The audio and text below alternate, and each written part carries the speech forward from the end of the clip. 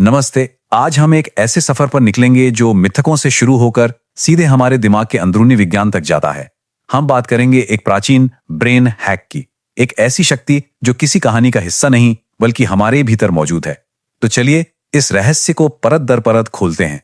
तीसरी आंख, ये शब्द सुनते ही मन में क्या ख्याल आता है? ज्यादातर लोगों के मन में भगवान शिव का वो रौद्र रूप आता है ना, जहां उनके माथे से एक विनाश की ज्वाला निकलती है, या फिर कोई चमत्कारी अलौकिक शक्ति। आज चलिए इस छवि के पार जाकर देखते हैं कि सच्चाई क्या। तो देखिए, सबसे पहले एक बड़े भ्रम को दूर करते हैं। ये तीसरी आंख कोई विनाश करने वाली लेजर बीम नहीं है। असल में ये बोध की यानी कि परसेप्शन की एक जबरदस्त शक्ति है। इसका काम बाहर को जलाना नहीं बल्कि हमारे अंदर की दुनिया को रोशन करना है। और ये कोई जादू टोना या कल्पना नहीं है, ये एक कह सकते हैं बायोलॉजिकल रियलिटी है, एक तरह का विज्ञान जिसे समझा जा सकता है और हाँ, सक्रिय भी किया जा सकता है। हमारे पूर्वजों ने इसे परसेप्शन के एक अल्टीमेट साइंस के रूप में खोजा था। तो आगे हम क्या क्या देखने वाले हैं? पहले तो हम मिथक और सच्चाई के फर्क को समझेंगे, फिर जानेंगे कि ये ब्रेन हैक आखिर हम सब में सुस्त क्यों पड़ा है। उसके बाद शिव के ऊर्जा विज्ञान को डिकोड करेंगे और फिर बात करेंगे इसके फायदों की। एक छोटा सा प्रयोग भी करेंगे और आखिर में देखेंगे कि कैसे इसे अपनी लाइफ का हिस्सा बना सकते हैं। तो चलिए पहले पॉइंट को थोड़ा और गहराई से समझते हैं। देखिए, हमारी ये जो दो भौतिक आंखें हैं वो इस दुनिया की चीजों को मतलब मैटर को देखती हैं, लेकिन तीसरी आंख वो उन सूक्ष्म ऊर्जाओं को महसूस करती है जो इन आंखों की पहुंच से बिल्कुल परे हैं। इसका मकसद विनाश करना नहीं बल्कि भ्रम को मिटाना है। तो शरीर में ये है कहां? साइंस इसे पीनियल ग्लैंड कहता है। हमारे ब्रेन के ठीक सेंटर में मटर के दाने जितना एक छोटा सा हिस्सा जो हमारे सोने जागने के साइकिल को कंट्रोल करता है। और योग विज्ञान में इसी जगह को आज्ञा चक्र कहा गया है, एक पावरफुल एंटेना जो हमें कॉस्मिक इंटेलिजेंस से जोड़ सकता है।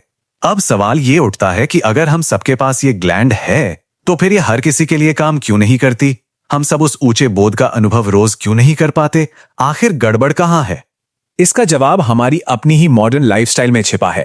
जैसे पुराने पानी के पाइप में धीरे धीरे खारापन जम जाता है ना, या किसी एंटीना पर जंग लग जाता है, ठीक वैसे ही हमारी पीनियल ग्लैंड पर कैल्शियम की एक परत जम जाती है और ये परत इसके सिग्नल को ब्लॉक कर देती है।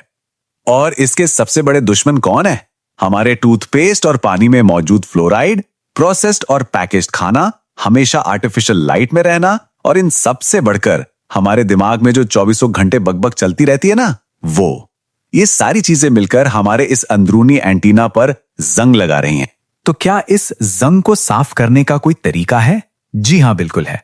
योग विज्ञान हमें अपने अंदर की एनर्जी को मैनेज और डायरेक्ट करने का एक पूरा सिस्टम सिखाता है ताकि इस रुकावट को हटाया जा सके। यह असल में एक तरह की इनर एनर्जी इंजीनियरिंग है। इसे जरा आसानी से समझते हैं। हमारे शरीर में ऊर्जा के कई रास्ते हैं पर 3 मेन हैं। एक है बाई तरफ की इड़ा नाड़ी, यह हमारी शांत और क्रिएटिव एनर्जी है।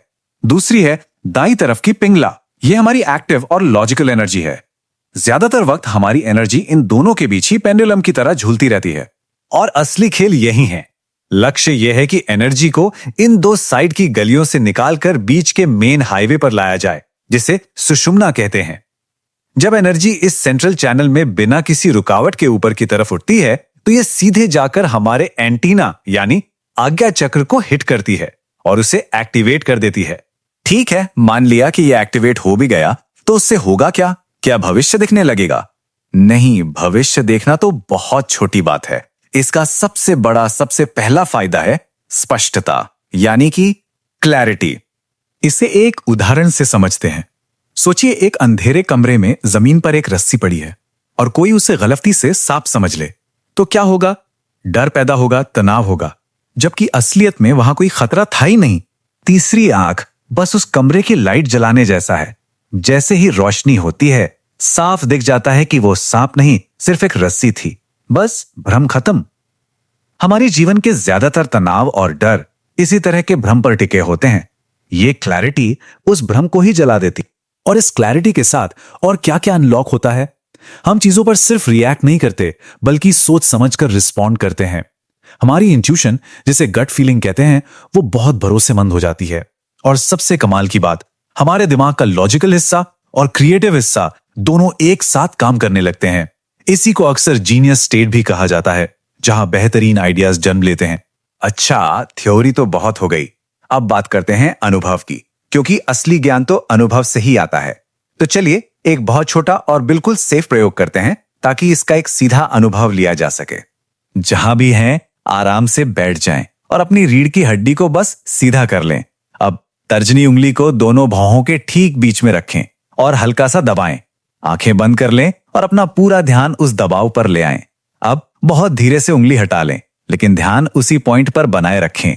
अब बंद आंखों से ही पुतलियों को थोड़ा सा ऊपर की ओर ऐसे घुमाएं, जैसे उस पॉइंट को अंदर से देखने की कोशिश कर रहे हों, और बस उस जगह को महसूस करें। अभी जो हल्की सी भी सनसनी या वाइब्रेशन महसूस हुई, वही सबूत है कि कनेक्शन मौजूद है।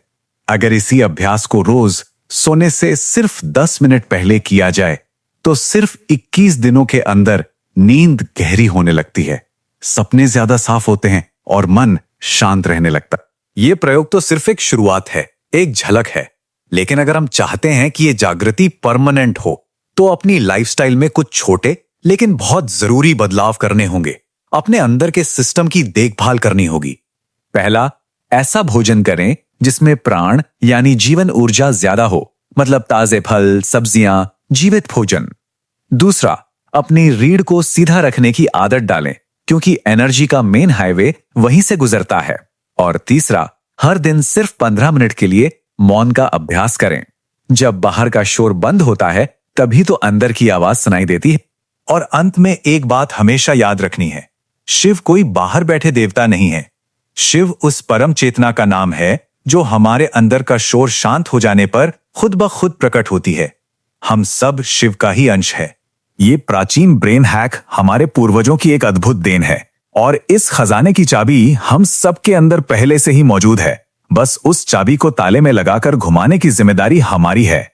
तीसरी आंख का खुलना कोई मंजिल नहीं है, बल्कि एक नए सफर की शुरुआत है, एक ऐसे आयाम में जो हमारी 5 इंद्रियों से कहीं ज्यादा बड़ा है। तो सवाल बस एक ही है, क्या हम देखने के लिए तैयार हैं?